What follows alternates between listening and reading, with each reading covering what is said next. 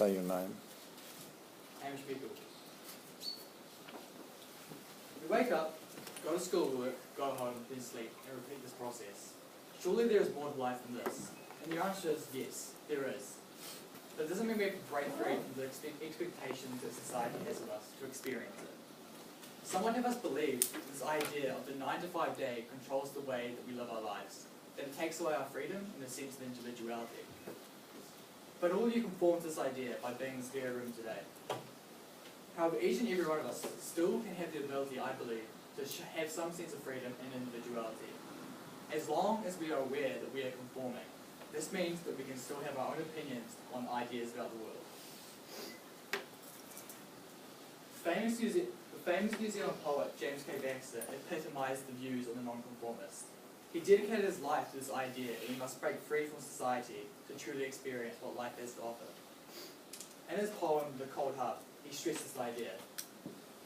His persona is lying awake on a bench in the town belt, alone, 18, more or less alive. We can identify from this that the persona is a nonconformist because he is choosing to live life as a homeless man. But the most important thing in this quote is that he is more or less alive. More alive than some and less alive than others. The people who he is less alive than are the people who are more spiritually intact. And he believes by isolating himself from society, from the comforts of society, that he can also achieve this state where he is also more spiritually intact. From this,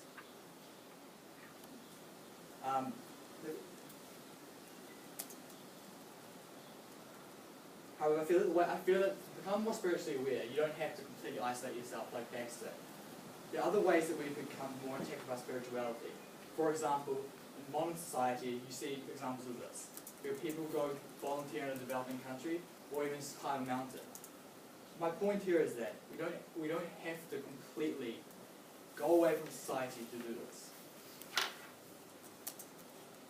In another of Baxter's poems, called The Homecoming, his persona is a character ironically named Odysseus, who is just returning home to his family farm.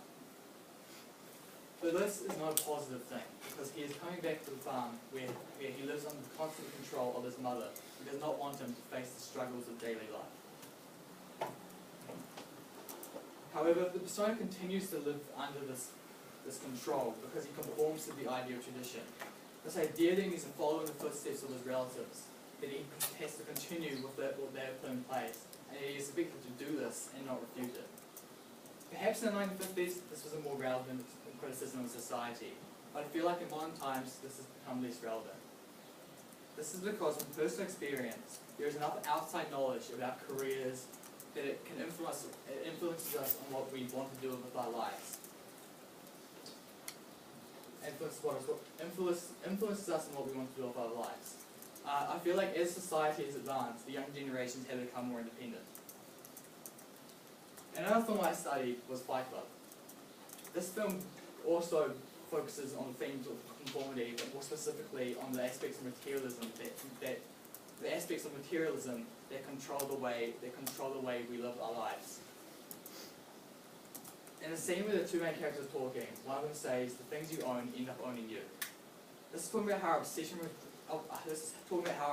with material objects dictates the way we live our lives. I do somewhat agree with this theory, as you see examples of this in modern society all the time, where people buy the latest iPhone just because they can, even though the technology they already had was fine. But for some people, this is what they have to do. This is what makes them happy, so why should we be critical of it? Is that not what the ultimate goal in life is to be happy?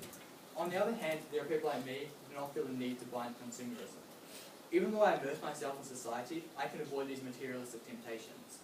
In my opinion, this need for possessions is more or less about human nature. That humans are obsessed with a sense of self-status. So by buying big name brands like Gucci or Calvin Klein, it's just another way of increasing this.